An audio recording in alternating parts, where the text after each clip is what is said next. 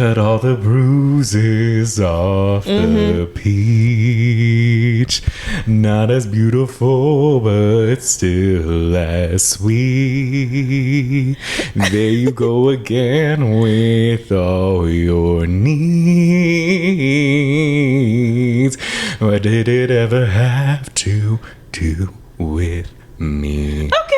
Bruises off the peach, Ryan Beatty. Shout out. Bruises off the peach. It's a good song. We be singing songs about anything. We did. Not the bruises off the peach. I was looking at my like songs on Spotify because I'm like, what do I sing? And I saw that one and I was just like, you know what? Niche. I like it. We'll go with it. I gotta give it a chance. I'm just the lyrics through me. I was like, we talking about peaches? Peach. It's symbolism. Is this RHOA? Don't you know? Well, Atlanta? Peach? Atlanta. Hey y'all. Welcome back to the Shade of It All. I'm Magdala. And I'm Brandon. Oh my gosh. Hi everyone. Yes, welcome back. Welcome. Today we will be talking about The White Lotus by Mike White. Did you know that it was written by Mike White? Yeah. I was like, that's clever. You're clever, Mike White. But before that, we have some tea to spill. We got something. Other people's tea to spill. None of our business. You know, it's just people in the podcast community. So. Oh my gosh. And it relates because we're also watching Summer House. If y'all are Summer House fans. It does. True. We've been covering the new season. So we got those episodes up and we're going to keep going. So. Still. Go listen. I lost words. I was going to say stay tuned. I was like, listen to them. But gosh. We both have had really long days. I'm brain dead right now. Bear with us. Yes. Month end close. I worked till 10 p.m. yesterday. I didn't fall asleep easily. It's a rough time. 10 p.m. is crazy. It was. Do you get a half day this week after that? No. Damn. They just got you working. But I am working from home all week. So okay. That makes it a little bit better. It kind of evens out. And tomorrow's the last long day, so it should be fine. And I won't be working the whole day, so it's okay. Anyways, so Summer House. You know, last week we talked about Hannah and Paige because Giggly Squad was brought up on the show. Well, this past weekend, they hosted the carpet for the Vanity Fair Oscars after party. And it was like so exciting. Like, oh my gosh, this is going to be great. You know, they did their thing. They did their interviews. I feel like it was split. Some people were like, oh my gosh, they did amazing. Some people were like, oh my gosh, they're interrupting everyone. They're so unprofessional. Oh. And I'm like, you know, okay. It was their first time. They were excited. Also, they're podcast hosts. And I mean, they kept it interesting at least. But there was a moment that wasn't so interesting. Oh boy, what happened? And Hannah Berner is kind of under fire for this. And, you know, when she said it, I was like, oof. They were talking to Meg the Stallion. And Hannah seemed very excited. I'm scared. But then she just goes, Meg, I listen to your music when I want to fight someone. And like... And Meg right away was just like, oh, just so you could like feel like a bad bitch and like not want to fight and realize you're too pretty to fight or something like that. Like she tried to like switch it, navigate it, but clearly was just like, what the fuck? And I was just like, Hannah. Is it fighting music? No. It's like music to fuck to. And like to like get dressed and get ready hype. to go out. Yeah. With your like, friends. Like build yourself up, feel like a bad bitch. You know? It's not fighting at all. So you saw a black woman who speaks her mind, and the first thing you said was, your music makes me want to fight people. Oh my gosh. She did. It's just so tiring. It's just like, I'm tired. Truth is, I'm tired. Options are few. This is crazy. No, yeah. It wasn't, Fight? Yeah, it was, and I don't, like, it was just. It's not Eminem. No. It's Meg the Stallion. Right. It's like. It's not fight music. There's not one fight song of Meg the Stallion. So, oh gosh, she's she's kind of under fire. What are people saying? You know, there's a lot of people who are just like, you know, calling out how it's a microaggression and everything like that. And you know, just a lot of people that maybe didn't like her before that are just like, I knew there was a reason, like stuff like that. And it's just like, you know what? It sucks to suck. I know. Oh gosh. I did see on Instagram. that they were recording their new episode of the podcast today. I'm hoping Hannah addresses it and properly and owns it and takes this as a moment to learn and teach herself something. Yeah, because that's bad. That's not great. Yeah, that's bad. I remember when she said it, I was just like, Hannah, what did you say? Oh my gosh. No. I mean, you're lucky Meg is like cool. Right. If it was Nikki or someone, they would have been like, excuse me. Or maybe not. I don't know. But yeah, it's not great because the stereotype is already that black women are aggressive and stuff. So you take her hype fuck music to mean that like you're gonna fight to it. Yeah, like violent. This is violent music, and it's like not. And it's really like I think what I like about Meg is that her music is very much like whatever she wants it to be. She has her own voice. She says whatever's on her mind. Because all of the men rap about sex and money and whatever. So she does it too. She's really embraced her own journey of being feminine and doing that. When it used to be a masculine only thing, right? Yeah. So for it to be immediately just looked at as aggressive is definitely a microaggression. That's crazy. That's crazy. Ooh, Hannah Berner. Damn. Sucks to suck. I'm glad I wasn't a fan. I mean, I didn't really know her. Yeah.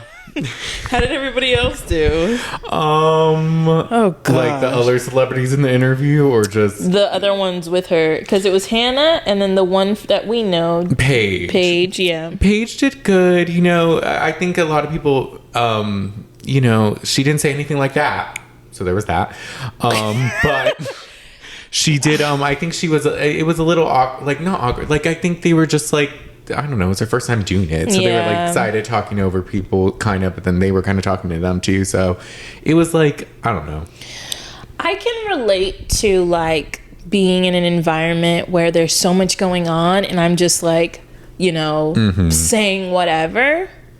But since she said it, it kind of shows how she feels. Yeah. You know? And she said it without a hitch. Didn't take it back. Didn't think twice. No. Was just like, oh, Meg, I want to fight. To your music. Like, to yours what? Specifically. Play Her by Meg Thee Stallion. Crazy. Yeah, not great. Yeah, just do better, Hannah. Like, I hope you acknowledge it. I hope you're seeing these videos and taking it in and not doing the thing some people do where they're like, people are just looking for a reason to be mad, or just like, oh yeah, please don't double down twice before you apologize. At least try to apologize. Unfortunately, most apologies these days don't ever seem genuine. They don't. So lay low. Don't fake Time cry. will pass. I mean, like, I guess for me, because when people get canceled and try to get uncanceled, it's typically like in a video apology of them crying on TikTok, or looking with their face puffy or whatever. I would love to see something more proactive, like you're showing us action steps. You're going to learn about microaggressions. You're going to go spend time with Meg to understand what her music is about. I bet you know what I mean? Like something that shows you're actually trying to fix it. Right. Not just like, I'm sorry, but like, this is a step I'm taking, you know? No, so I agree. we'll see, Hannah. We shall see. That's crazy. By the time we record Summer House, I'm sure the episode will drop so we can address the response nice. there. That'll be good. And see what happens. But yeah. In other news, I have news for you. Oh. I've been busy. Okay. So what has Maggie been doing? We got a comment. Was it on podcasts, Apple Podcasts, or was it on YouTube? Could have been YouTube. Sorry, I should have been prepared for this. I've been thinking about you all week. Really? A person who commented. Yes, a person who commented. I thought she was talking about me. I was like, oh, Maggie, how sweet. She's been thinking about me all week. Brennan, so I talk to you like every day. So yes, true. I also think about you all week. It was YouTube. Hold on. Let me find it. I think it was in the studio because I think I showed it to you. Our YouTube's been getting some comments. We appreciate y'all listening and like watching on there. That's very nice of y'all. Yes, and we like the feedback. We love the feedback, love the comments and the engagement. Thank y'all so much. And you know what? If you're not subscribed, you should. At the Shade of It All podcast, you can see our beautiful faces instead of just listening to our beautiful voices. Oh, we got another one 2 days ago. Okay, I'm so sorry. I can't find it. What was it about? Remember, somebody said, or was it on Spotify? Somebody was like, "You guys need to watch seasons 1 and 2 of." It was the White Lotus episode. Someone On commented Spotify? on YouTube. This okay. one. Yes, thank you. So it's from 3M Shaw. Said, OMG, y'all definitely need to go back and watch the first 2 seasons. Y'all are missing so much context. Thank you, 3M Shaw, because I looked at Brandon and I was like, let me just see, how long is it? And the first season, 6 episodes, the second season, 7 episodes. I watched all of them. I watched all of them. She said she was going to do this, but I took it as a joke. I didn't expect to watch it so fast. I had a lot of like things I had to do this weekend that like would enable me to have something in the background. Not gonna lie, near the end, I definitely had a headache, but I watched both seasons of White Lotus. I love that. And we have definitely missed out on a couple things. Would love to enlighten you. Enlighten me, please. What have we missed out on? Okay, so there's a few overarching things we already know, right? Mm-hmm. So White Lotus highlights white privilege, right? Mm-hmm. We already know this. All the people who are VIPs are people who are very rich, have very established lives. Everybody who comes on this boat, they're very like aloof rich people, right? And so every season so far has had a theme. And I think we could kind of guess what this one is. Season 1 was about like, I kind of came to the conclusion, wait, I wrote it down. Every season has a theme, right? So they're going with a bunch of different things. Season 1 was about like privilege and deceit. Season 2 was love as delusion. Okay. My theme so far for season 3 is fake fronts to damning stunts. Because everybody is like incognito about something. Yeah. Everybody a little bit. Dad hiding whatever's going on. The son is secretly probably gay. The sister, you know what I mean? Like, we could probably think of all the friends never being honest about how they feel about each other. Right. But I'd love for us to unpack our own things, like what we think the theme is. But there's a few characters that we need to know about moving forward. So Belinda was in season 1. And she met Tanya, Jennifer Coolidge's character. And it was kind of mentioned in this season already as well. She was like going to help her with the spa and then she disappeared. Yes. So Tanya's character in season 1 gets off the boat and is like, I really need a massage. I really need some help. And Belinda's like, girl, the books are full. And she keeps complaining. And Belinda's like, sure, I'll do this meditation for you. She does it. Tanya loves it. And they're like joined at the hip. Tanya's like, come have dinner with me, come spend time with me. And Belinda spends time with her for like 3 days straight. And after she first got her treatment, she was like, this is so good. I want to help you open up your own studio, your own practice. This is when they were in Maui, Hawaii. Okay. And so she's like, I'm going to help you all this stuff. But then she meets Greg, who's Gary. Greg. Okay, yeah, the bald guy. He has changed his name to Gary now. Oh, that's so confusing. It is. I was like, was it Gary? No, his name was Greg. Okay. So Greg was like, his room was next door to hers, and he was like, hey, come spend time with me. And she completely like bumps Belinda, doesn't stop spending time with Belinda. Belinda put a whole business plan together, gave it to Tanya. Okay. Just for her to basically run off with Greg. Yeah. They do have this... I mean, it doesn't really matter, but the last day where they're about to leave the retreat, Tanya like comes to Belinda, and Belinda's like, how was your date? How's things going? And she's like, it's great, but you know, I just don't like to go into business with people because I sometimes feel like they might use me. It feels very transactional. Belinda starts to tear up, Brandon. She looks distraught, devastated. Aww. And Tanya's just like, but thanks for your help. You've been so amazing. Oh my gosh, you do such a good Jennifer Coolidge. Yeah, I've been practicing. She's like, thanks for your help. And then she just leaves. Okay. There's an awkward moment. She doesn't even say sorry. There's an awkward moment where like she leaves the room, comes back. Belinda like has her hands on her face, and she's just like, and gets whatever she wants. So Tanya was a person who just uses people around her. Mm-hmm. Right? So season 2 comes and they're married. Okay. Greg and Tanya are married. I don't know for how long, but they're married now. Mm-hmm. And now they're in Sicily in Italy. And long story short, Brandon, Greg insists on them going on this vacation and leaves her. So he's like, we got to go to Sicily. You have to be here. She brings her assistant. And he's like, no, send your assistant home. She doesn't. And he's like, send your assistant home. This is supposed to be a romantic retreat. 2 days in, he leaves her there. He's like, I got to go back to Denver. And we hear him talking on the phone with some people like, oh, she has no idea. She has no idea. Okay. So she's there alone with her assistant who's entertaining her. And they meet these very nice guys who are rich. They invite her out. She goes to some parties, does drugs with them, all this stuff. And then while she's at one of the guys' house, she sees a picture of him when he was young with a dude that looks just like Greg. Yeah. Okay. And so she's like, Is this where she says, the gays are trying to kill me? Yes. Yes. So she gets on this boat. It's just her and them on the boat. They're supposed to be bringing her back to the White Lotus in Sicily. And she is like, these people are about to kill me. She gets on the phone with her assistant and she's like, hey, wait a minute. This guy in this picture looks surprisingly like Greg. I think Greg knows these people, but like, what is Greg gonna do? Like, I have a prenup. Like, we have a prenup, you know? The only way he gets his money is if I die. Oh.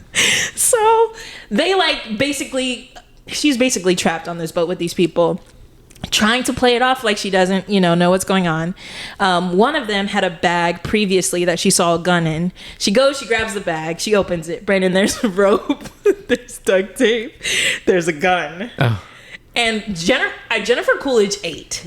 I want you to just go back and watch like the last episode because I want you to see this scene. But basically, she gets the gun and shoots all of them. She shoots all of them, and while she's doing it, she's just like, ah! She's just crying and shooting them and crying and shooting them. And she goes to a fortune teller to try to figure out what's going on with Greg, and the fortune tells her like he's with another woman, he's cheating on you, and she's like, get out, you're being negative, I don't want to talk to you. But right before the main gay who brought her out, his name was Quentin, he's like dying because she shot him, and she's just like, is Greg cheating? Like, it's literally the best. Like, Jennifer Coolidge ate, right? So they're in a yacht, and there's a smaller boat that was going to take her to the island. Obviously, she can't, drive the boat by herself, but she wants to try. This bitch is in heels. Tries to jump to the boat, hits her head, and dies. So she's the one who died season 2. Yeah. Greg gets all her money, and now he's Gary. Okay. So I think Gary is obviously like a scammer. Mm-hmm. And it's crazy how it worked out because the gays were planning to use her money to like reestablish their own wealth. Mm-hmm. But because she shot them all, Gary got a bag. Yeah. Gary got a lot of money. He got all the money. He got all the money. So Belinda, recognizing him and him playing it off like, oh, I don't know who you are, is very, very telling. She is in trouble. Maybe. I don't know. She might be if she keeps looking at him. Leave that white man alone. Leave him alone. Don't look back. But like, it just seems like he's definitely a guy who's just into some nefarious activities. It's also interesting, Brandon, because he was so charming. He was so charming. In the first 2 seasons? In the first 2 seasons, Greg, he was kind of a stick in the mud, but he at least seemed to go along with what his wife wanted. And like the first season, she was like, I'm crazy, get away from me. And he's like, you're not. Mm. But I think obviously because he wanted something. Yeah. He doesn't seem to give 2 shits about Chloe. I don't even know why she's with him, honestly. Yeah. Because she doesn't have any money. Yeah, she doesn't have money. Maybe she's like in on the scam or whatever he's trying to do now. Yeah. I don't know. Somebody I think commented on TikTok, they think they were involved in the robbery which makes sense. That does make sense. Mm-hmm. It's just that Greg's not so muscular. Like, who was maybe they know. I'm sure Greg knows people. Sounds I don't think that was him that did it. But like, maybe he paid someone. Yeah, because she just so happened to be in the closet. So that makes sense too. So I think that was what maybe we missed. Like, knowing his background would help us understand maybe what those two are really doing. Yeah, and like get a better idea of what. Okay. And if I notice any other connections, I'll let you know. But season 1 and 2 was really good. You would like it. I want to watch. I do want to go back Aubrey and watch. Plaza's in 2. She is. I love her. Theo James is in season 2. I think that's Aubrey's husband. Oh, is that his name? He did well as well. And then season 1 had Sydney Sweeney, right? Yes, she's in it. And then didn't it also have the girl from Star? Did you ever watch Star? Was it Star? What's Star? Star is this girl, her and her sister like escape the foster system or something, and like start a girl group with Ryan Destiny, and like Queen Latifah was like friends with her mom or worked with her mom or was best friends with her. I don't know, but her mom had died. Is this a Disney movie? No, it's like a CW show. It was kind of like a spin-off of Empire or something like that. Let me see. But it was far better. Star had better songs, better acting, better everything. I think so. Miss Lawrence was in it too. Yes, Brittany O'Grady. Yes. Yeah, she was in it. And so, like, things I've noticed too, now that you bring that up, in terms of other cast members, there's typically an innocent person who gets dragged into something they don't want to be in, or an innocent person who's not innocent by the end, like gets dragged into something. But this season 3 seems way more sinister than the other two. Does it? Okay. Yeah, just like with the robbery right off the bat. Like, there wasn't I don't remember any serious crime in season 1 other than somebody dying. Yeah. Season 2, obviously the setup to be murdered. Yeah. But season 3 with the fraud and the thief. There's a lot going on. Like, everyone's sketchy Rick, this season. Right. And Rick being like, seeming to be plotting for somebody to die, you know? Yeah, he's got something going on with the owners. It's interesting. It is. Oh, well, I love that you watched all this and did all this homework and stuff. What 3 Shaw W told me to. Very unexpected. I might have butchered the name. I was trying to remember. But yeah, I think it was worth a watch. I think it does actually help just because of those 3 characters. And I wonder if it's going to keep happening like that, where there's a connection to somebody in a previous season, at least one person. I could see that. Like, I wonder if Greg's going to get away with it. I mean, there's no way Belinda could know. Yeah, I don't think so. That would be crazy. People online think that Gabby should join White Lotus and play Jennifer Coolidge's daughter. That would be amazing. Or like a young Jennifer Coolidge if they did like a backstory. I'm like, that would be. She never said she had a kid, but it'd be so interesting. My secret love child. I don't know if it was the case in season 1, but I knew someone was gonna die, and the show definitely creates it so that you think anybody could pass. Okay. Like, anybody could be vulnerable. Yeah. And no one's safe. No one is safe. Yeah. So I wonder then with this one, with the shooting. Yeah. Okay. Yeah. This is a lot. I know. Do you want to talk about Gary and Chloe first? Yeah, let's just to get them that. Or, I mean, does it make sense? I mean, we could. Yeah, they didn't have too much going on is the thing, so we can get them out of the way. Because what was it? Didn't we see Chloe first? She was with, what is the character's name that was with Rick? Chelsea. I keep calling her Amy because that is the actress's name. So every time I write the note, I write Amy. But it's Chelsea. Okay. Yeah, because they're just together. I think either they were like tanning or something. And she was just saying like, oh, Gary, he's so secretive. Like, he doesn't tell me anything.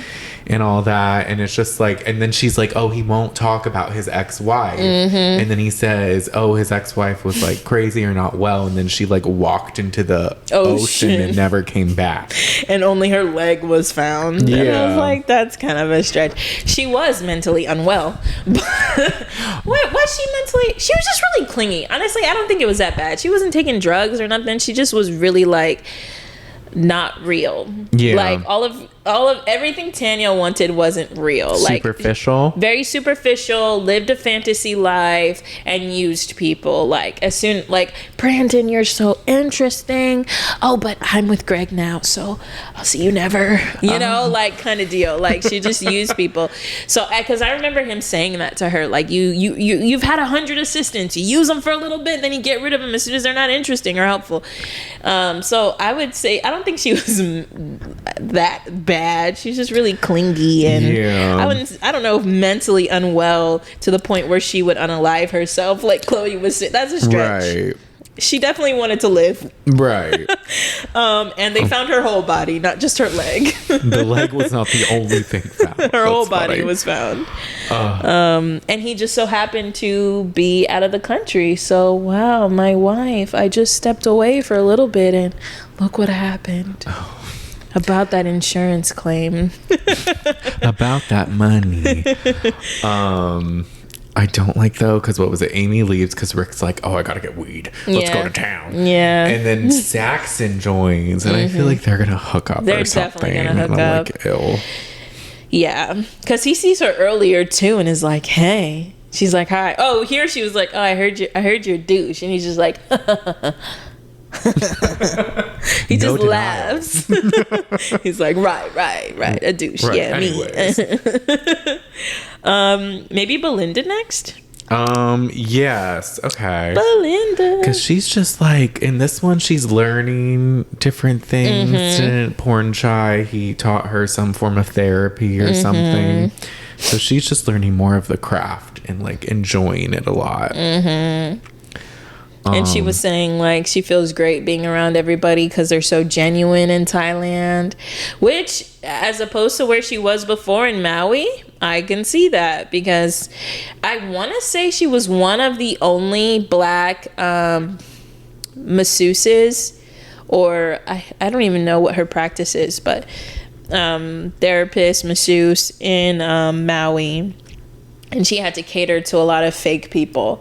So I feel why she would say genuine. Yeah, and this really, the interaction in this episode, that her main one that she had, it really coincides with like the backstory you just gave, because she's like sees Gary and she's like, I recognize him, and then she approaches him at the dinner and just like, how do I know you? And then doesn't she like call him Greg maybe or something? Yeah, you're Greg, right? And he's like, Gary. Didn't he say his name? He just denied it. I don't even know, because I think I like blacked out and I was just like, Greg and Gary are the same name, so I didn't even clock it. It was like different. She's like, Greg, and he's like, no. And he's like, do you know Tanya McCoy? No, not at all. And Chloe's looking like but then as soon as Belinda leaves, she's like, oh, I'll leave you to your dinner. And Chloe's like, Greg, you I was like, not you playing it off, girl, you just told us he's secretive. Right. Damn.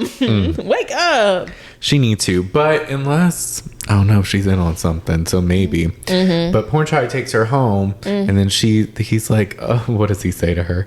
He's like, I hope you have good dreams of me, and I'll have good dreams of you. And I'm like, oh. That was cute, but she missed it. She was just like, what do you mean? What does that mean? And he's just like, good night. Gotta go. And I was like, he was trying to flirt with you, Belinda. And then he lingered outside for a little bit while she heard that noise inside. He did. And then hers, was it look like the window was open or something? I don't know. I just heard like, it sounded like pipes like rustling. And then like, it seemed like someone was there at some point. Belinda, your ass better be alive tomorrow. Do not approach Gary, Greg, no. Gary anymore. Typically, only one person dies. Let's hope that stays true this time. But when they were at dinner, she was talking about how depressed she's been because there was a death at her at the first White Lotus she was at. So in season 1, the person who died was the resort manager. He kind of was killed. He was killed accidentally, but he was very messy. But they were close. They were friends. It seemed like she understood his struggles and was trying to help him, but he was kind of hiding all of his. He was like he was a recovering alcoholic, but he he relapsed and was taking drugs. So it was just a really messy week. He was being kind of erratic. Okay. And then he died in the midst of being... Oh, damn. He was accidentally stabbed in the midst of being really crazy and erratic. But and then she said the thing about the spa too, somebody was gonna help me open up a spa and then they flaked on me. So that was Tanya. I feel for Belinda.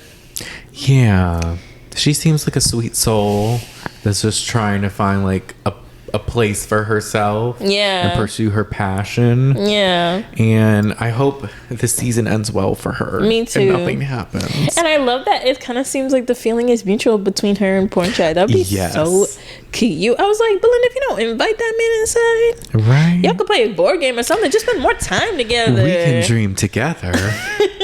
In my bed. Together. Okay, who should we go to next? Well, there were some general staff happenings. Oh, yeah. Just a lot of random things. Well, one mainly random was Fabian telling, I wrote the Sritala. Yes, they pronounced it this episode. I wrote that somewhere in my notes too. Gosh. I was like, okay, we'll be able to say it right going forward, thankfully. Fabian was trying to tell her she can sing, or he can sing, and then they were interrupted. But I was like, okay, Fabian. Yeah, he's trying to put himself out there. He wants to be a performer. Hey, closed mouths don't get fed. Tell her. Oh. And then it was Gaitok and... oh, yes. Gaitok. I'm worried about Gaitok. I feel like he's about to get himself into some trouble. The plot thickens. It really does, because Sritala approaches him and was just like, hey, you're so brave, like, thank you so much, because he was attacked after the robbery and everything and the people got away, but he tried. And he's like, if you need any help in Bangkok, or if you need like another bodyguard, like, I would more than love to do that. And she's like, thank you. Yeah. And then walks away. She's like, thanks so much. And the other bodyguards here. So do you think this was motivated because the girl, I can't remember her name right now. Mook. Mook was like, oh, you never do anything, and you just stay here, and the bodyguards travel. So you think he wants to be a bodyguard for her? Probably. And she did pay him more attention when he after that happened, and he got a little sympathy. So he's probably like, wanting to like do something a little different, look a little more appealing, a little more adventurous. Yeah, try to appeal to her. That makes sense. And then later he bumps into her and kind of mentions to her that he mentioned the bodyguard thing. She was like, would you leave the city? Would you leave the state or the island? And he's like, with you. I was like, you better put your cards out there. Right. Go tell Pornchai how to do it, because he be playing with Belinda. Gaitok is being very direct. Now, don't pull a Jessie Solomon, and if she becomes your girlfriend, act brand new, as if you don't really like her. If y'all don't know what I'm talking about, tune into our Summer House recaps.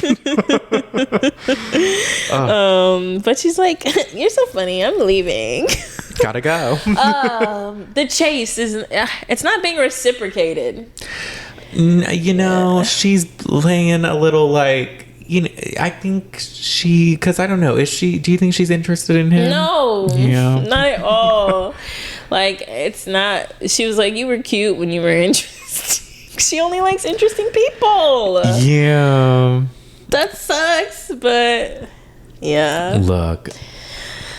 Don't chase too long, Gaitok. It might not work out for you. Right, because the bodyguards get word that he wants to become one, and they like confront him, and they're like, oh, the rooster wants to become, or the little turkey wants to be a rooster. And they like call him a pussy, and they're just like, Fabian was gonna fire you. Yeah. And all this, and just like, but Sritala like made him not or something. I'm like, what's the backstory on that? Yeah, I'm interested. And then Gaitok is so nice. He just like, they leave and he just like bows. And I'm like, you better stand up for yourself. Y'all better leave him alone. Leave Gaitok alone. I know, right? He's so precious. And then like, I think the last thing we get is just like, he is someone tells him that he has to have a meeting with Fabian the next day about the robbery. Yeah. So I wonder, that made me worry a little, because I was like, well, Fabian wanted to fire him at some point. Like, what is going to happen with this? Like, is it going to go good or bad? Yeah. It's interesting. So we will see what happens with that. Yes. A lot of setup still with these episodes, which, you know, it's good. It's laying the groundwork. So we have the couple, the trio, and the family, the Ratliffs. Who should we go with? Let's do the couple. Rick and Chelsea. Yes, those crazy kids. Oh my gosh. So Rick sees while Fabian is trying to talk to Sritala about, oh, I'm a singer. Rick is like, bet, let me go interrupt. And he's like, hey, you know, you did a great job at the all of a sudden Rick is very charming. You did a great job at the performance last night. It was so incredible. I don't know if you know, but I am actually a producer. And yeah, she's like, whoa, wow, really? He's like, yeah, I'm actually getting ready to go meet a director in Bangkok. And she's like, I'm also going to Bangkok. She's like, wow, well, would you be open to like meeting with us while we're there? And she's like, sure. He's like, can I have your card? She gives it to him, none the wiser. He was very smooth with it. He was, but he's so greasy looking. He doesn't have hair. Sritala. He does have hair. Not enough in the front. He always looks so disheveled, except for like in the evenings. But yeah, so at first I was concerned for her, but then I saw that she walks around with like 4 bodyguards. Yeah, she'll probably be fine. I think so, and it doesn't seem like she's the target of anything, at least that we know of. Right, that's true. He seems more interested in her husband. Yeah, for some reason, which we still have no idea why. Yeah, but I don't know. So like, I think hopefully she'll be okay. I like her, so I hope nothing happens to her. Me too. But he goes to Chelsea, and she's like, what was that about? And he's like, oh, nothing. And she's like, you're such a secretive Scorpio. So Chloe and Chelsea both know their men are sketchy as hell. And they're like, you're so secretive. Not like, what are you hiding? Right. Why am I here with you alone in a foreign country? Like, yeah, I do wonder if both of them though do know more than they're letting on. And like, to what capacity, I don't know, but maybe they have somewhat of an idea. Yeah, it's giving opportunists a little bit. Maybe so. Like, these 2 men are not interested in you, keep you around, don't really show you any love and affection. They give you money, so you stay. Rick does randomly show affection. Like, randomly. Only when he wants to fuck, or when he like does something really bad. After she's been injured. Yeah, like, oh my gosh, she almost died. And then he diminishes her feelings later. You didn't almost die. Right. He loves to do that. Yeah. But Amrita comes up to him and is just like, you know, you have your upcoming session, and he tries to say, oh, I have a migraine, and she's like, you should go, and he's like, okay. I'm surprised he keeps doing it. I am too. That shows me that he's more open than he's letting on, and more open to help. There's a part of him that his guard is down, though it's still up. You know, he's keeping it cracked open a little bit, or else he wouldn't go at all. That's valid.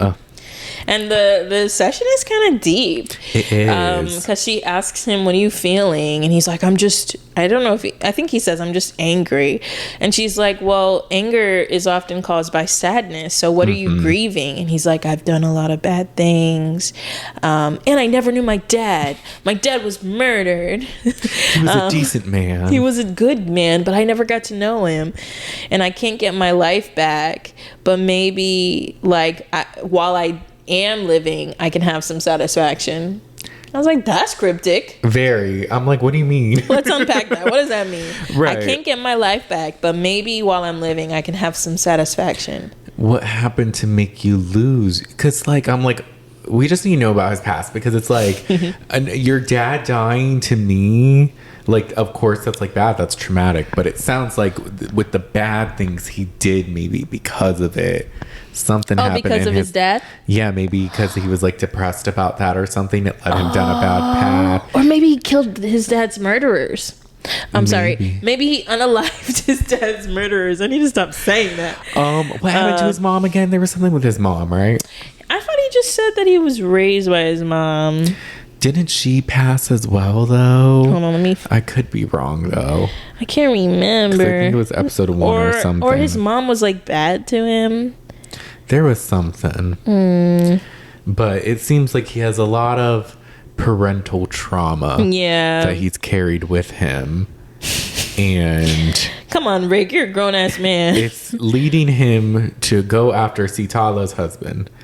And we shall see why that is. I don't know, but there's a lot with him. But again, he seems he's randomly open. He is. So yeah, I wonder, he always mentions his trauma and then he mentions his dad immediately after. So either he's really upset about it, or maybe he did something to try to make it right. I could see that. And he knows it's bad. Maybe the owner was somehow involved. Maybe the owner's husband. Yeah, maybe he also was his dad was also at the White Lotus and something happened to him.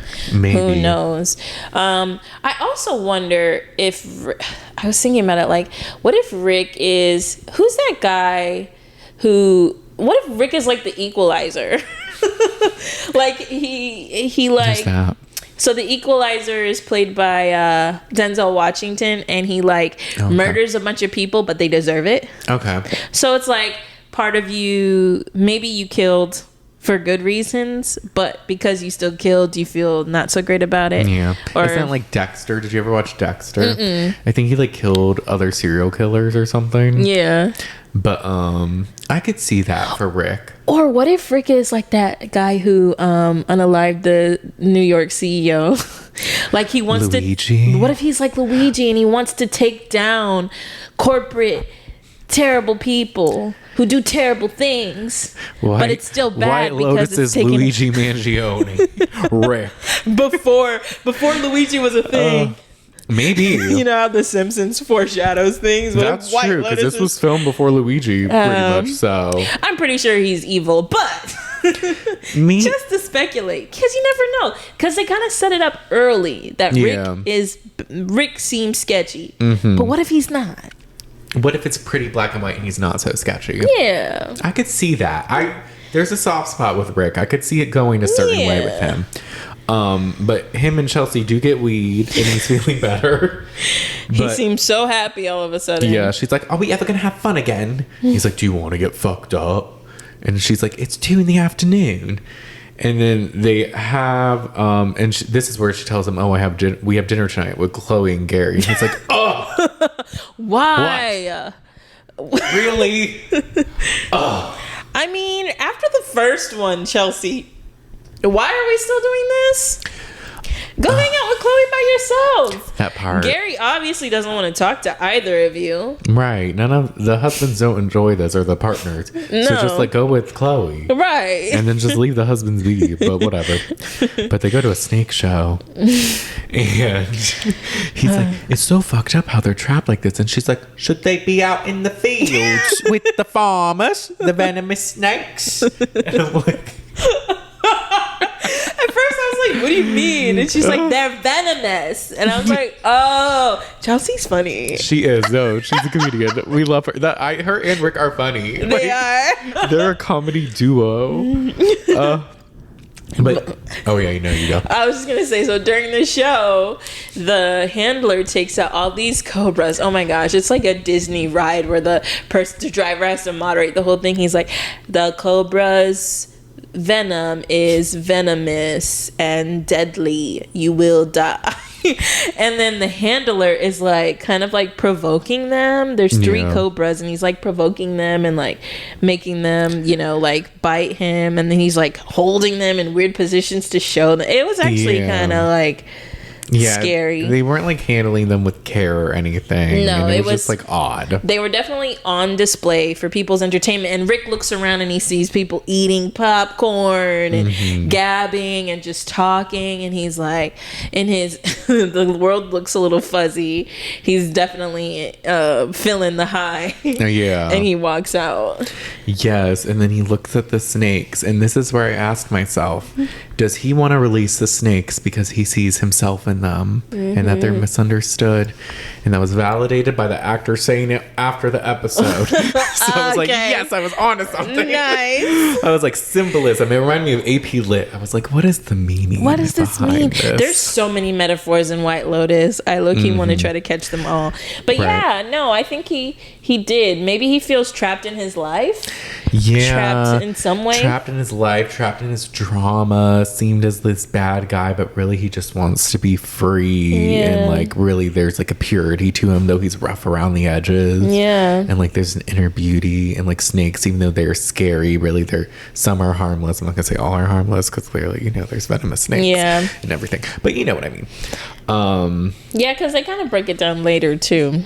But he lets them all out, which is crazy. Like, why is he able to just let them out? They should be more secure. 100%. But I guess this is Thailand, so maybe they never thought. Right. He lets them all out, and Chelsea goes to look for him, and a cobra bites her in the shin, and she starts freaking out, and they immediately just drag her away, put her in a car to go to the hospital. And Rick is just like, oh fuck, take me to the hospital.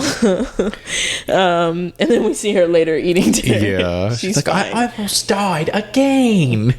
And Chloe's like, why would you release them? He's like, I think my weed was laced. And it's like, I think it was too. But like, yeah, so Chelsea,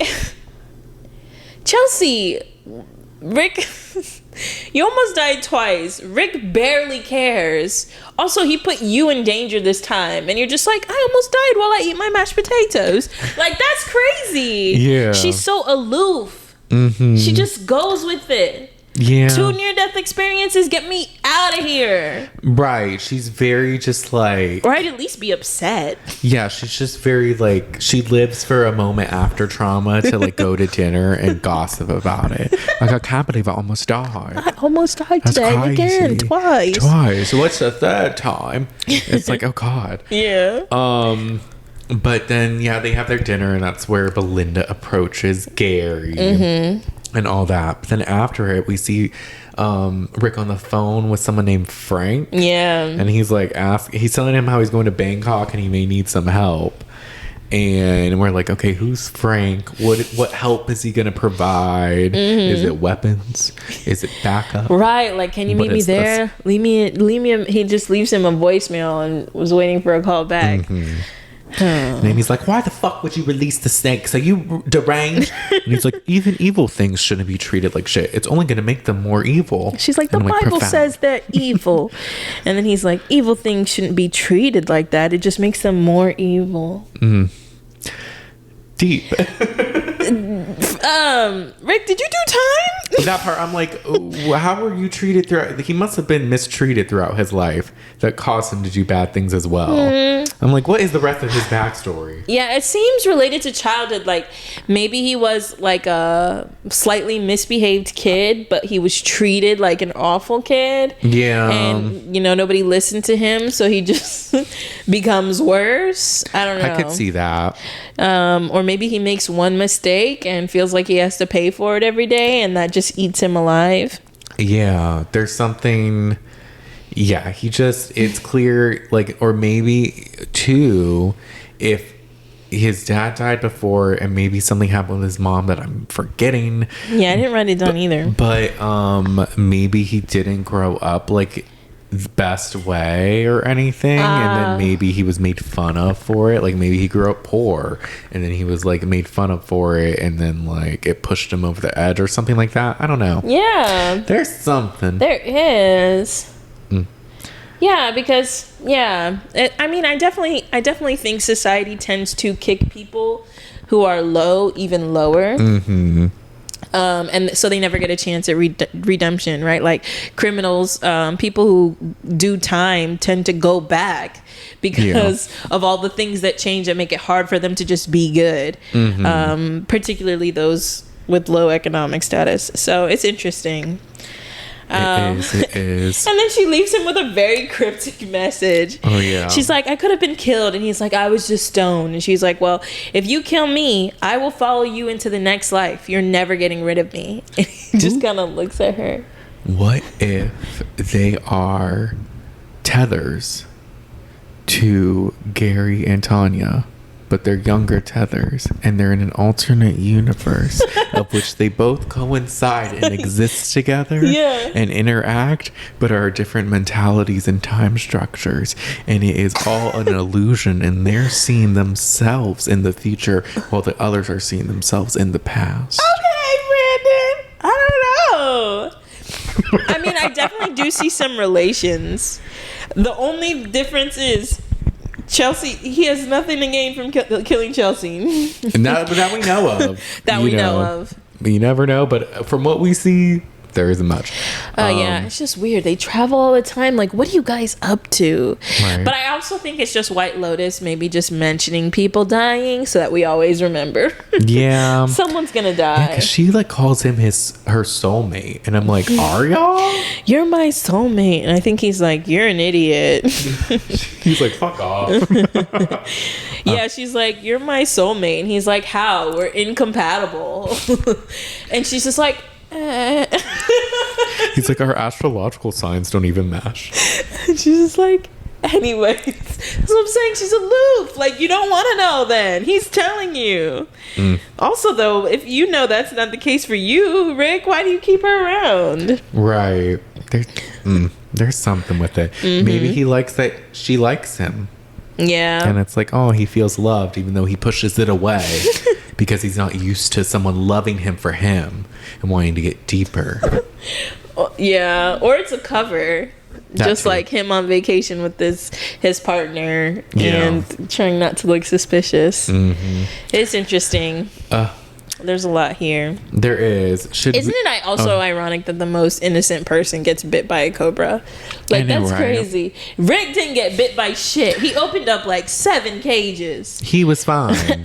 Soon they as hung out with him. Chelsea looks down and gets bit. Right, like, she that's just crazy. walked there.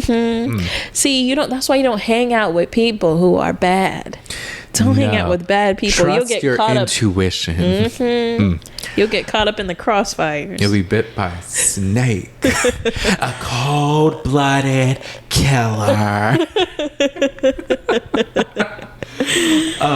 Okay. Should we go to the trio next? Trio. Their The girls trip. The girls trip. Their things is a little not too much, but it builds up. A lot of it is they're trying to get Lori to get with Valentine, who's helping with yoga and everything, and he's like an energy healer. And you know, they ask him questions and they find out he's single and alone. He tells them a little about Russia, and they ultimately they just want Lori to have fun with him. Yeah. She's like, no, I'm not doing that. But they're like, well, let's just book a session. And he's like, I can offer you energy healing. And so she goes and she does it with him. It seems like Tantra, he does this treatment where his hands are close to her, but he doesn't actually touch her. Oh, I wonder if it's Reiki. Yeah, that could be Reiki too. There was something like that. Jackson Vanderpump Rules did Reiki at one point after he cheated on Brittany. He just came forward. He admitted he's been addicted to cocaine for 2 decades. And what? You know, did she know? She did, and she released a statement where she said, I'm glad he's being honest because it's something I've had to deal with for a long time, but I question his motives? Recovery. Oh. So there's a lot going on with that. Oh my gosh, when the Valley comes out, maybe we'll have... It's good. Why would he tell everybody that? He was on some podcast. They're going through their divorce. He's like, I don't know, opening up about things. So he looks better? I guess. I don't know. Interesting. But, you know, shout out to you, Jax. Being honest with yourself and us. I hope you recover. Hopefully this is a step in the right direction. Yeah. But back to this, I was going to say problematic, but one of them's problematic. This interesting blonde trio. Oh my God. But, you know, Lori talks about her healing session. She's like, oh, it was intimate. It was nice. Da, da, da. And I forget her name's Kate. So I always call her Short Bob still. But she's like, I don't know. It just feels kind of like witchy. Like, I don't know. That's just me. It's just like, it's a new age kind of thing. And I don't like that. And Jacqueline's like, well, like it's like Christianity, you know, like this is just a different way of healing. And like I actually like it because most religion is all about men and like serving men and needing men. And like there are other religions that aren't so much like that. Well, me as a woman, I love going to church on Sundays. Like in Austin, we always go to church and it's so fun and it's so nice and I've loved it. You go to church? I do. Oh, well, how is it going to church in Texas and like being around like Trumpers? Like, how is the political environment? That might be weird. Oh, why would it be weird? I mean, just like different political views. I mean, like it's not awkward. Well, are you a Republican? No, I'm an independent. Oh, okay, but did you vote for Trump? You know, why are we talking about politics right now? I don't think we should talk about politics. I was like, she's a Christian Trumper? Oh my God. If y'all couldn't tell this isn't that shocking. No. Well, actually, it kind of is because I thought that they were like, they just gave off the vibe of being like a little progressive, being from New York, and like, you know, but yes, but I'm not that surprised. She in particular just gave off like, I don't know, when she would talk about like her husband, like, you know, he's very well known with his company. Yeah. And then just like, she just gave Republican. No, I mean, look, but it is what it is. Just like with the short cut bob, the mannerisms, a little bit of just like I'm surprised we don't turn on Fox News and see her there next to Meghan McCain. Talking about, yes, and as women, like, oh girl. And as women. So this is actually interesting that they're bringing up religion. I haven't seen, in the first 2 seasons, they haven't talked about it. And it seems to come up a little bit. Now that they are explicitly talking about like religion, now I'm noticing like all of the statues. Gaitok is giving like an offering. I think Belinda does too. And so does someone else, you know, like there's some religious air here. But I feel like Christian Trumpers, it's like the two contradicting viewpoints, because Christian people, I guess, like if you Googled it, it's like love, peace, happiness, and you tie it to Trump, who's like destruction, division, I'm right, you're wrong. He's just promoting the family values and the familial norms and society and the conservative things that built our society today. No, he's fucking mad. He's tearing it all down, and we're in the fuck around, find out. We're in the find out stage. No, but it's literally like when this came up, I was like, oh my God, because I literally grew up. So I grew up like in a very religious environment where I was really the only person of color. And it wasn't until I got to college and Obama's running and I see people having discussions on Facebook, and I was like, wait a minute. Like, you guys taught me about my faith, but you're voting for this guy? You know what I mean? So, but especially with Trump, I feel like it highlights it even more. Like, he is literally not like just everything that's toxic about men and politics he represents. And you vote for him because of abortion, you know, like, right? Oh, it's so exhausting, but it's so interesting that it's on this show. Oh my gosh. I was kind of surprised. I was like, oh wait, when did they film this? Or I guess because they knew like he was running, so. Or maybe they're discussing the last election. Maybe. I don't know. Maybe they knew he was gonna win somehow. They could have. I mean, it was. Well, they never mentioned Kamala. No. They don't, and I guess they could have mentioned Joe, but they didn't. They didn't necessarily mention election results. No, but they just said, "Did you vote for Trump?" So yes, I'm really glad. Look, White Lotus doesn't fuck around. They highlight serious issues, and I'm glad that they're highlighting this. Yeah, because I think if you think about privileged people, and privileged white women are among those who support. Oh yeah. I wonder who watches the show. Is it for us?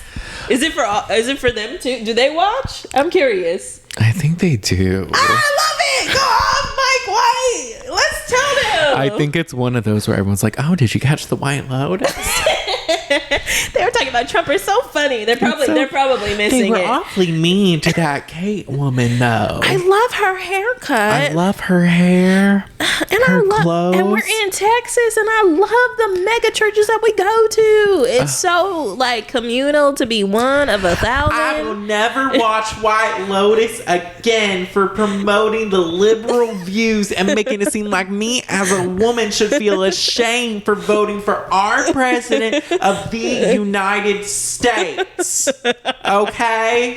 I will never watch it again. At Mike White, I hope you see this and know you lost a viewer. Bye, bitch. And my Facebook post get 28 likes. You lost all those viewers. It's Good luck, on the verge bitch. of going viral, Mike White. You just wait and see. I'm gonna be the next Catch Me Outside on a Sunday night instead of inside watching White Lotus. No, it's poetic justice. I love it. It is. So they, Kate goes to sleep and wakes up to hearing Jacqueline and Lori laughing a lot. And so she actually gets up to listen. So it's interesting. We've had this with all three of them. Yeah. Lori, she interrupted but left. Didn't care. Yeah. Jacqueline kind of heard but left. But Kate wants to know. Yeah, what they're because saying. we see for sure that it's muffled, but then we hear a little bit from her like POV where they're just like, as a woman, like how could you do that, like Trump? And she just looks like distraught. They're like, is she insane? It must be Dave. She always follows whatever her man is doing, whatever her partner is doing. She lets him call all the shots. How can she even live in Texas as a woman? Isn't it self-defeating?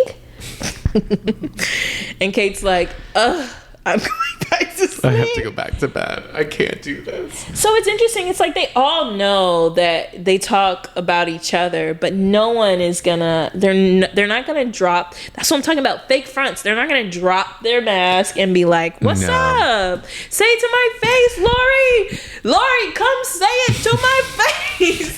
Hello. No. You are so lucky Juan Dixon isn't here right now. I am so happy that Juan Dixon is not here right now. Oh my gosh, the third part of the Potomac reunion came out. It was so good. Oh my You gotta gosh. watch. They're so good. I need to watch it. People were commenting that under the post of Karen going to jail. Oh really? You are so lucky. Yeah, so Kate goes back to sleep. But these three are really interesting. They what do you are. think about them? I like their dynamic. It's a little Housewives coded, kind of. Like Definitely. like a dark version of Housewives, where it's like such like a almost evil, maniacal undertone. Yeah. But I'm interested because I do think, and I think we said this before, maybe there'll be like a breakthrough at some point. I Or just wonder. like a big argument or something. They're calling out each other. Now this is just more ammunition for them to be like, you don't even fucking love yourself. You voted for Trump. Like something like that. So I'm excited to see. Because they definitely, because at the table, when they were like done, she was like, I don't need to talk about politics, but y'all should come to my church. And they're like, yeah, we'll come. They just changed their tone, right? They're like, do you vote? But we'll go. We'll go to your church, of course. I wonder if it will. I think they're all secretly collecting information about each other, like your daughter, your husband. Are you gonna sleep with this guy? Because we're definitely gonna bring it up and call you slut for it. You know, like I could She's see so them. easy. Who knew she was such a little slut? I mean, we told you to sleep with Valentine, but we didn't think you would actually do it. You just fantasize about sleeping with the energy healer. You don't actually do it. That totally is what they're gonna do. That is Housewives. That's fucking Real Housewives of New York, season 7. Countess Luann and Carol Radswell. Carol hooked up or started dating Luann's niece's ex-boyfriend Adam, who was the private chef in his late 20s. Carol was maybe in her 50s, and she was like, you don't actually seriously date the young man. You just like have your fun.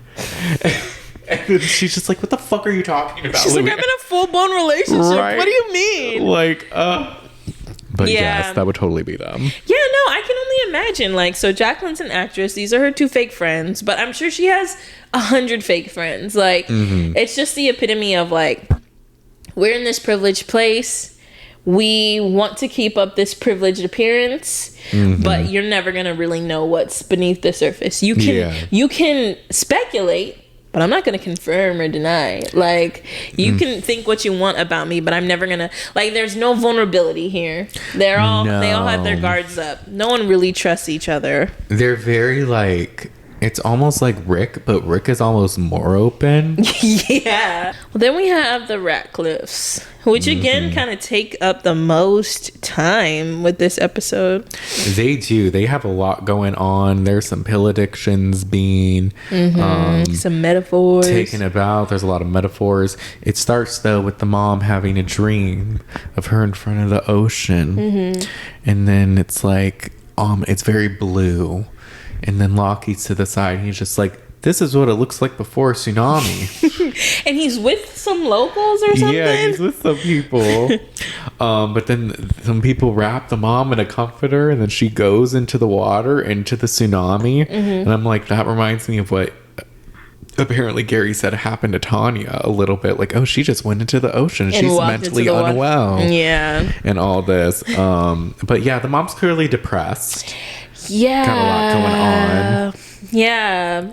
I also feel like it's a symbol for their impending demise, familial reputation, the destruction of their family structure. Because it was her house behind her. It wasn't the resort. It was like the house they live in. Very nice house.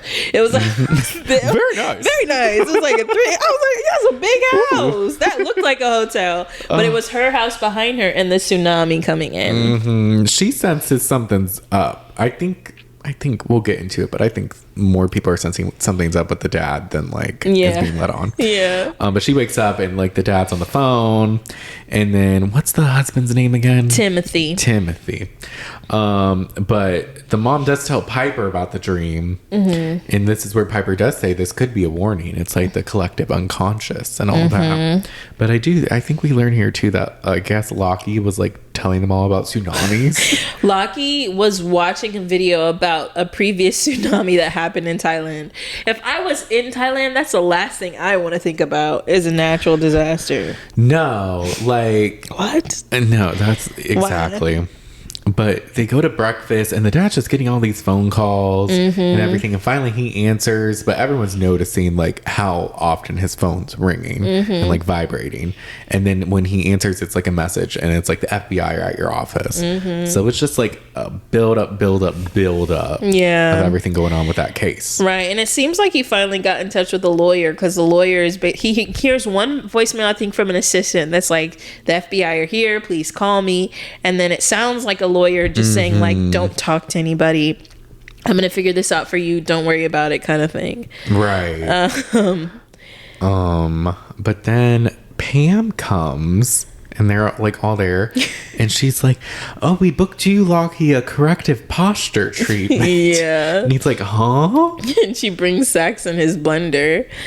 And he's very excited. And then Saxon's like, oh, someone named Terry keeps calling from the office. And like, what's going on there? And this is where I'm like, does Saxon know more than what he's letting on? Oh, that's true. Just because why is he just saying Terry's calling? Yeah. Wouldn't you have picked up and seen what Terry has to say? Yeah. Or called someone else in the office? What did he say? Like, oh, Dad, the Terry's calling about the office. And the dad's just like, don't worry. And then he's doing his smoothie, leaves his phone on the table, and Terry calls twice, and Timothy declines the call both times.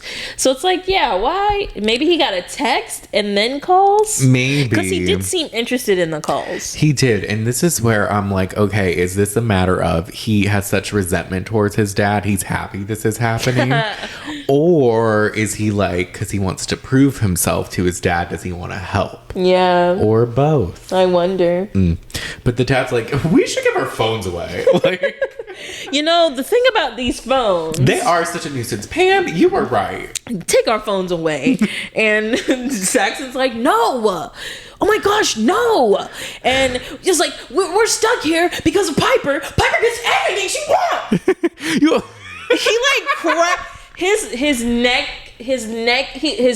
strains, his eyes get big. I was like, oh, are you the Hulk? No, Saxon he was had like a split second where he was about to crash out, and his dad was like, "Come outside." Yeah, his anger was showing. Probably, I'm sure he gets angry a lot. Yeah. And then even like Piper's just saying one thing to try to be like, "What are you talking about?" And the mom's like, "Piper," like she always takes I didn't even the catch Saxon side. That's and, annoying. like is against Piper, and it is so annoying. And it's just like you can tell.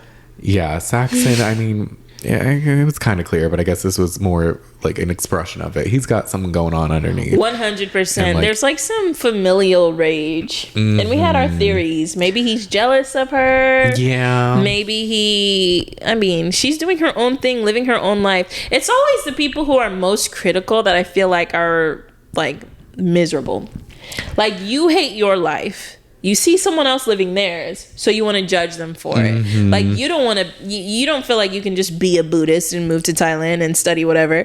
But because she's doing it, you want to hate on her for doing it. This has reminded me so much of some people that I won't name on this podcast, but I'll tell you off the air, and I'll bring it up to this person as well. But a very similar brother-sister dynamic that I know of. But yeah, definitely, he's definitely jealous that she has like a sense of self and is willing to like go like off the beaten path, right, and like do her own thing, whereas he's just like working for the dad. Yeah, and I bet he feels self-conscious about that. Like your success isn't yours, it's your dad's that you're like low-key mooching off of. Like would you have a job if it wasn't your dad's friend? Maybe not. But the dad is trying to calm him down, and he's like, look, I'm proud, and you know you're gonna have a phenomenal career. And he's like, I just love working, and we need our phone, and like I love learning from you, and like everything like that. And I'm like, okay, someone needs daddy's approval, right? And like Saxon, his face brightens up when his dad like tells him he does a great job. And then Saxon's like, well, I love to work. And Timothy looks distraught because he's like, fuck, we might have a place to go work in a couple days. You're not gonna have a job. I'm talking gonna about be you in love jail. to work. I might be in jail or somewhere else. I'm gonna be next to Karen Huger. He's like, there's more to life than work. I'm like, okay, Timothy. Now you're gonna embrace not working after it's been your whole life. But he regrets it because once Pam gets to him, he's like, oh, right. My phone. Yeah. Take it.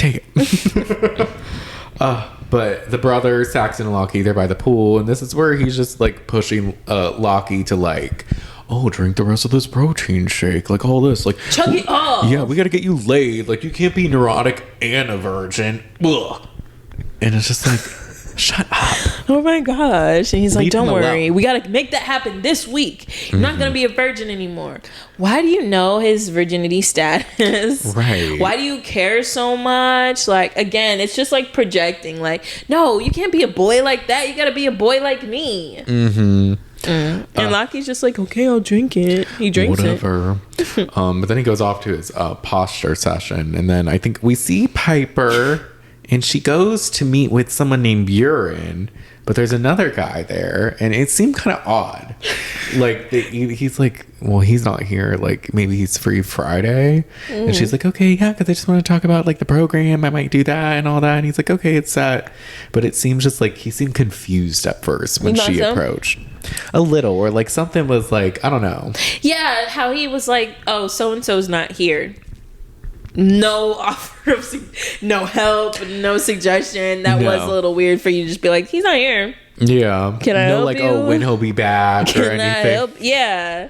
I just thought it was funny to see a monk on a Mac. That was, I was like, okay, so like y'all took their phones and tablets and everything like that. But then I guess because like they're working, so obviously they like need something. But it was just interesting. It is interesting. It's like how, because you know, monks are supposed to be like completely removed from society, not attached to worldly things at all, but they got to stay in contact with the visitors. So he has a Mac. Like, it's interesting. It was. So we're making exceptions so that we can run our business or whatever it is. Yeah. Because she said she wanted to come to meet with him to potentially do a program for a whole year. Yeah. So it looks like they have some like connections in a way. So I thought that was like, not a monk on a Mac. Look at technology destroying the most purest parts of society. technology is infiltrating everything in 2025. That's the lesson. We get some of Loki's posture session, and the guy who's there is just like, you sit in a very defensive posture. What was he doing at first? He was like, he had his legs crossed and was also like his arms like this. And I'm like, I do that too. It's just because it's comfortable. Maybe I am defensive. But he just tried to get kind of deep with him and just like, who is the real you? Like, what's your identity? Like, what are you hiding from? And he's like, were we just supposed to be like talking about my posture? Like, he's like, so when are you gonna help me with my... He doesn't answer any questions. The guy was like, oh, your position is very defensive. Are you a people pleaser? And he's like, well, I mean, kind of, like my siblings, I guess. And he's like, your leg on your knee is protecting your female side. And like, he just puts his foot down. He's like, you're gay. So I thought that was interesting, and I was like, oh, I wish Loki would have engaged a little bit here, but he doesn't.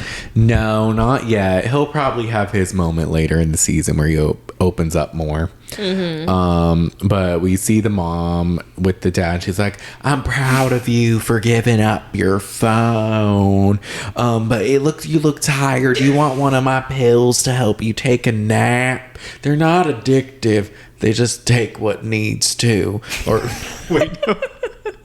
She says, I read this so fucked up. I'm like, she says, they're not addictive. I just take what I need. Which, okay. And at this point, Tim is like sweaty. He looks stressed out. No, he's in like that blurry phase of just disassociating and having like a constant panic attack. I'm surprised he's not. He looks like he's gonna throw up. Like, his world is crumbling in his mind. I'm like, so he's like, I don't want it, and then he takes it.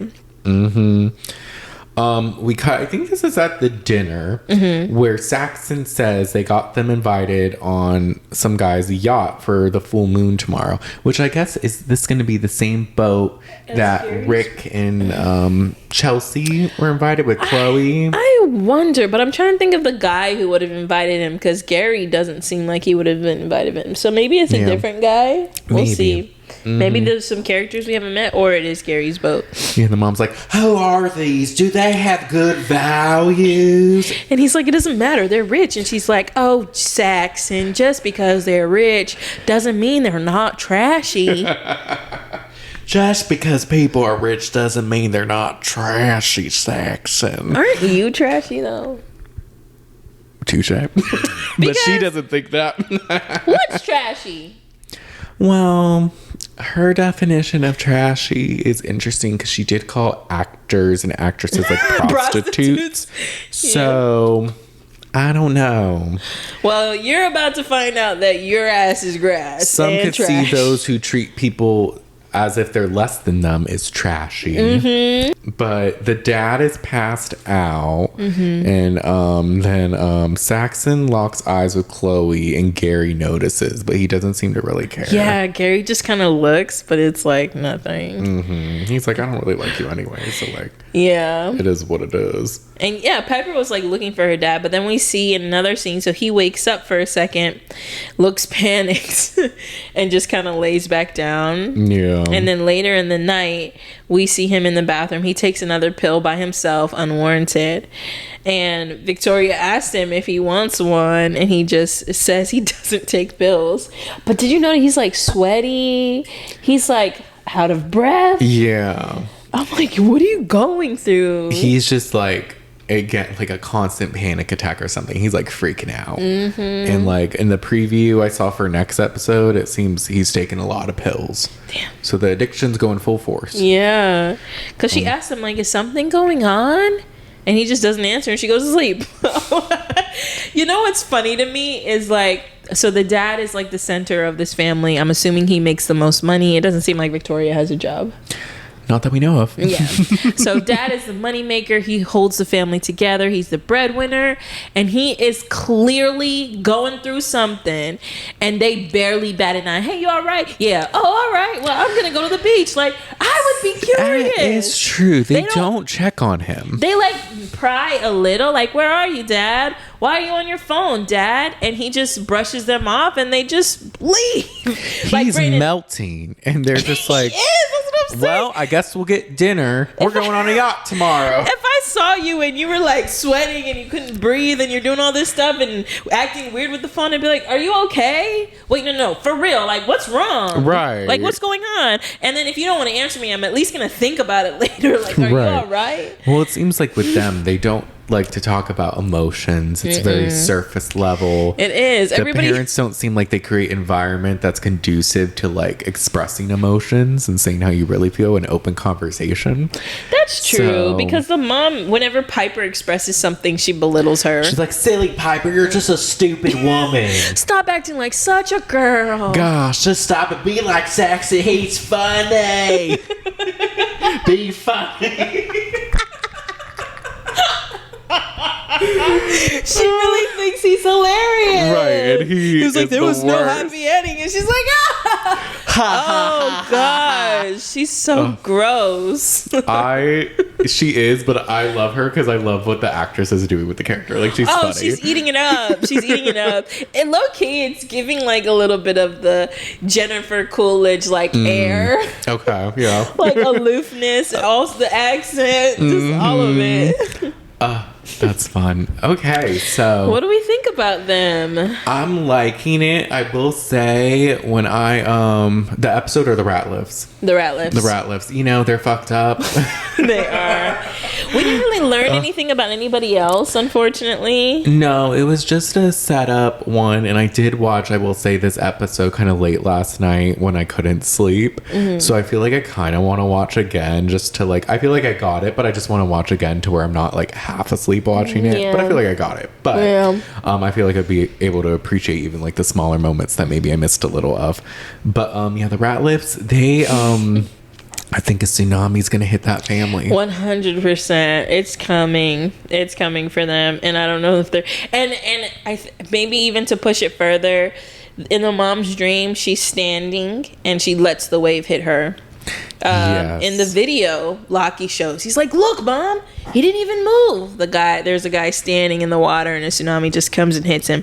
And I low-key feel like that's what Timothy is like without his phone, because now he can't control anything. You gave your phone away. I wouldn't have. If I was him, I would have kept it secretly. Well, no, like, hello, you're getting calls from the FBI and all that. What if the lawyer needs your assistance with something? So it sounds like you just put your efforts down and you're letting this all come and hit you. Yeah. So we will see with them. But I thought we were going to get more depth into like Lockie and his relationship with Saxon, why Saxon is so weird. No. But we are also going to see them without their technology. You know, this Saxon, he can't go to sleep without watching porn. Piper's fine. Yeah. But I wonder if Saxon's going to start acting funny without his phone and everything. Oh, I'm sure he will. He'll probably have another temper tantrum. Yeah. And all that. So that will be exciting to see, and seeing them on the boat and everything. Yeah. They won't be able to take selfies. What are they going to do? They can't document the experience. But no, I'm excited. This seems to be, it's like a build up, and I feel like there's going to be like a big explosion at some point with like everyone pretty much. But yeah, I feel like for the previous seasons it was like that, just like slowly, and then like the last episode is really when you put all the pieces together. Maybe the one before that. Also, it was season 1 at 6, season 2 at 7 episodes, so I wonder if this one will have 8. Oh, maybe. Or maybe they just had 7 as a coincidence. Maybe so. We'll see. They need an extra one. If it's 6, we're already halfway through. Damn. Yeah. So I have a feeling it's going to be 8 because it's very slow storytelling right now. I could see that. And there's a lot going on, and like they're building, and like yeah. I see 8 in the future. Oh, and then what I was also going to say was the intro for the last 2 seasons have been real. Remember how I told you I think that Zion's experience might have been fake? Because it just seemed really weird. Oh, yeah. I'm not necessarily not saying that anymore, but it's probably unlikely. You're like, it's probably true. Yeah, because like the intro for both seasons is somebody finds someone dead. And I'm pretty sure the person Zion saw in the water was maybe a cast member, and it was a real thing. Yeah. Even though it seemed really trippy and weird. It did. But, like, are you smoking laced weed and you're hallucinating? All of the above. Yeah, so we'll see. We'll see what We happens. shall see. But that's it, I think, for today's episode. Thank y'all so much for listening. Make sure to rate and review us on Apple Podcasts. Give us 5 stars, please. On Apple Podcasts, you can leave us a funny little review. Please do. Channel your inner Saxon, please, and be funny. Oh, you can comment on the Spotify too, so you can talk to us. And if you would love to see our beautiful faces, instead of just listening, subscribe to our YouTube channel at The Shade of It All Podcast. We also post clips on TikTok at The Shade of It All Podcast. Trump gave it back to us. And then also Instagram at The Shade of It All Pod. Goodbye. Bye.